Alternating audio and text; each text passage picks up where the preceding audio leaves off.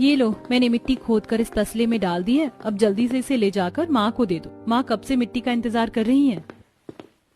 लो दीदी, मैं तसला ले आई। अभी माँ को और मिट्टी चाहिए। दीदी, माँ को तो मिट्टी का घोल भी चाहिए था ना, मैं मिट्टी का घोल बना देती हूँ।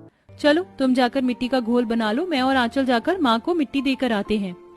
आखिरकार अर्चना, आंचल और पूनम, इन तीनों बहनों की माँ शोभा ढेर सारी मिट्टी से क्या कर रही थी और क्यों वो तीनों बहनें हड़बड़ी में बार बार तसला भर के मिट्टी ले जाकर अपनी माँ को दे रही थी। हाथ के पंखे में भी जान नहीं बची है। पंखा करते करते हाथ दर्द हो गया मेरा तो। शुरुआत के दिनों में ही इतनी ज्यादा गर्मी पड़ गई है, न जाने आने वाले दिनों में कितनी भयानक गर्मी पड़ने वाली है। ये टेबल फैन भी हफ्ते भर से ठीक होने के लिए गया है, लेकिन अभी तक वापस नहीं आया। माँ, बहुत ज्यादा गर्मी लग रही है और प्यास भी लगी है। ठंडी ठंडी कुल्फी दिला दो ना, बाहर कुल्फी वाला आया है।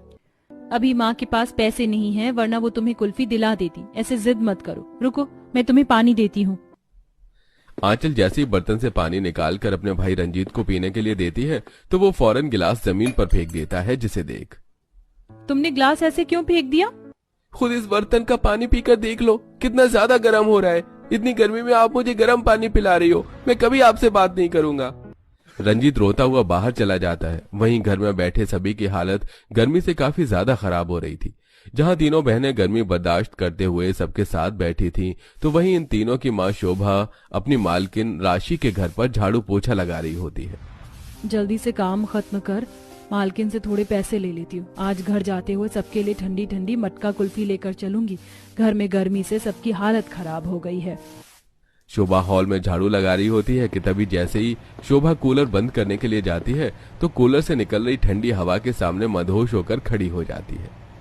गर्मी के मौसम में ये कूलर की हवा दिल को कितना सुकून दे रही है। एक मेरा घर है जो हमेशा आग की भट्टी की तरह भपकता रहता है, और एक मेरी मालकिन का घर। कदम रखते ही घर में ऐसा लगता है कि किसी घर में नहीं बल्कि बर्फीली पहाड़ियों के बीच में आ गए हों।